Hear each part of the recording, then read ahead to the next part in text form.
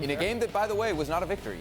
It finished scoreless between the two sides. Nevertheless, PSG... He seems to be very affected by it. Still 12 points clear okay. All right. in the table. Speaking of French World Cup champions, Frank Leboeuf still with us. Frank, what'd you make of this game and really the scenes with Mbappe as he was subbed off there?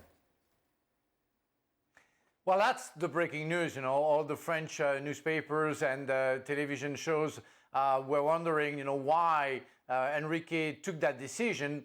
And after the game, Enrique just explained that we have at some point need to, and I quote him, we have at some point need to try to play without him because it's going to happen at one point.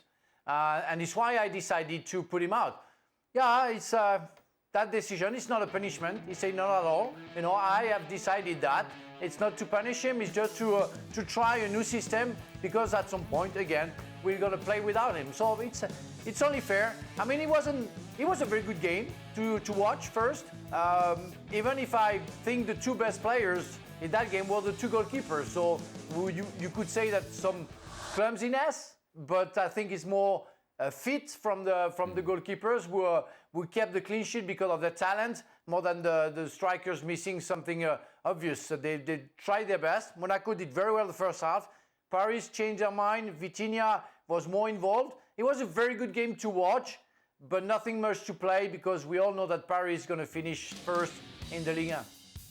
What do you think of the logic here from Luis Enrique? I got to get used to playing without him, so I'm not going to use him the whole 90 minutes.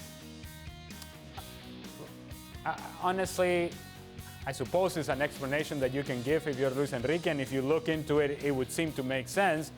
But the truth is that if you're Luis Enrique and you're PSG, if Kylian Mbappe indeed does leave and go to Real Madrid, you're going to bring in another player.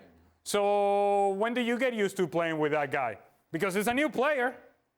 So that story then breaks down. That reasoning breaks down because, quite frankly, this front three won't be the same front three that will play next season. They will not. They bring somebody else. And so I think this is more of a power play by Luis Enrique. Really? And it's more him making sure that everybody knows that he's the one making the decisions and that it's not as powerful as Kylian Mbappe may seem from the outside, that is not Kylian Mbappe, and that the interest of Luis Enrique is PSG, and indeed the welfare of PSG, not Kylian Mbappe. I suppose this is where he's going with this decision. I don't think it makes a whole lot of sense because, guess what?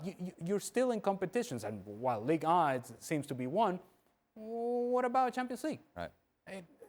Don't you want this team to be flying going into Champions League with the best rhythm possible, with your best player playing at the highest level possible? I'm just saying, I would do it differently if I were him. Frank, what about Mbappe's teammates? How do you think they'll respond to what they saw today? Go on. Well, I think the players and the teammates, they don't really care. They know what's going on, and they know at some point that stars can leave a club, and that you have to handle that and to cope with the situation.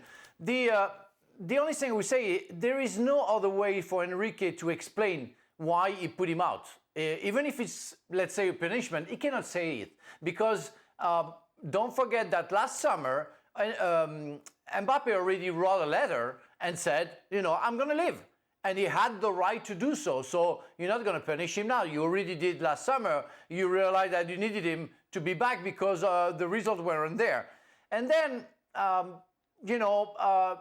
they have a Champions League game. Marquinhos is already almost injured, so they don't know if he's going to play or not. They want to make sure they're going to have Mbappe at 100% to win against Real Sociedad away from home. So they need Mbappe. They desperately need Mbappe. So they don't want him to get injured. So that can be the reason also can be the reason why he substituted him.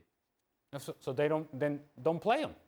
That's that from a logic standpoint, it's like you want to get accustomed to it. Yeah, if you're going to save them for Champions League and you're looking to see what your team is going to look like without Kylian Mbappe, here's a magical way. This is a mysterious way.